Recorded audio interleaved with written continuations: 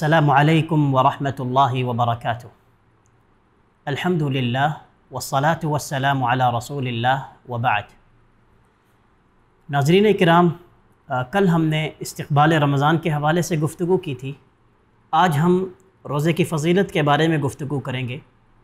اللہ جل شانہ قرآن مجید کے اندر ارشاد فرماتے ہیں، یا ایھا الذین آمنوا کتب علیکم الصیام کما کتب علی الذین من قبلکم لعلکم تتقون۔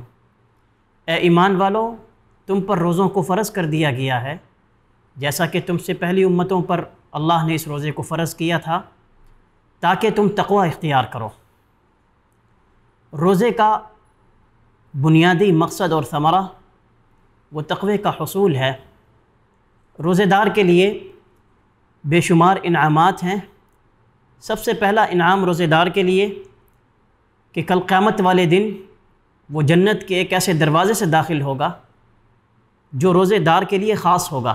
رسول اکرم صلی اللہ علیہ وسلم نے ارشاد فرمایا، ان فی الجنت بابا یقال له ریان، جنت کا ایک دروازہ ہے جسے ریان کہا جاتا ہے، لا يدخل منه الا الصائمون، اس دروازے سے صرف روزے دار ہی داخل ہوں گے، اور جب روزے دار داخل ہو جائیں گے تو دروازہ بند کر دیا جائے گا اور پھر اس دروازے سے کوئی داخل نہیں ہوگا۔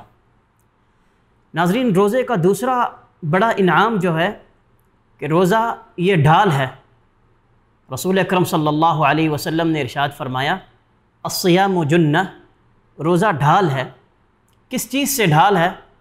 روزہ انسان اور گناہوں کے درمیان ڈھال ہے۔ روزہ انسان اور جہنم کے درمیان ڈھال ہے۔ یہ روزہ انسان کو گناہوں سے بچاتا ہے اور اس کے ساتھ ساتھ جنت کے حصول کا باعث بنتا ہے، اور جہنم اور روزے دار کے درمیان یہ ڈھال بن جاتا ہے۔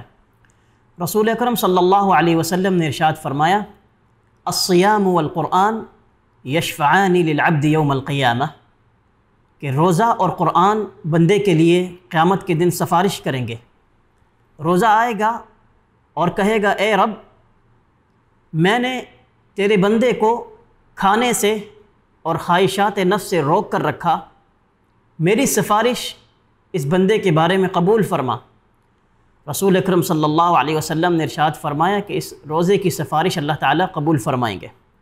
رسول اکرم صلی اللہ علیہ وسلم نے ارشاد فرمایا، ما من عبد یصوم یوما فی سبیل اللہ، کہ بندہ جب ایک دن اللہ کی رضامندی کے لیے روزے رکھتا ہے، الا باعد اللہ، مگر اللہ رب العزت اس ایک روزے کے ذریعے اپنے بندے اور جہنم کے درمیان 70 سال کا فاصلہ رکھ دیتے ہیں۔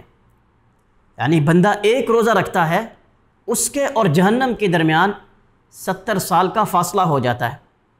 ایک مرتبہ اللہ کے رسول صلی اللہ علیہ وسلم ممبر پر تشریف لے گئے۔ آپ نے پہلی سیڑھی چڑھی اور ارشاد فرمایا آمین، دوسری سیڑھی چڑھی اور ارشاد فرمایا آمین، تیسری سیڑھی چڑھی اور ارشاد فرمایا آمین۔ صحابہ اکرام رضوان اللہ علیہ مجمعین نے سوال کیا کہ اللہ کے رسول صلی اللہ علیہ وسلم، آپ نے پہلی اور دوسری اور تیسری سیڑھی چڑھتے وقت آمین کہا، تو آپ علیہ الصلاۃ والسلام نے ارشاد فرمایا کہ جبریل علیہ الصلاۃ والسلام تشریف لائے تھے، انہوں نے 3 دعائیں کی اور میں نے ان کی ہر دعا پر آمین کہا۔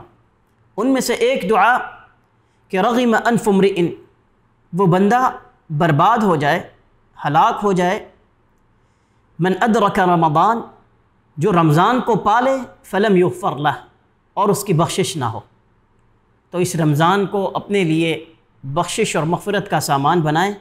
یہ رمضان میری اور آپ کی زندگی میں ایک تبدیلی کا باعث ہو، یہ رمضان میرے اور آپ کے گناہوں کے درمیان حائل ہو، یہ رمضان اور روزہ مجھے اور آپ کو اللہ کے قریب کر دے۔ اللہ سے دعا ہے کہ اللہ تعالی ہمیں اس رمضان میں بے شمار نیکیاں کرنے کی توفیق عطا فرمائے۔ وآخر دعوانا ان الحمد للہ رب العالمین۔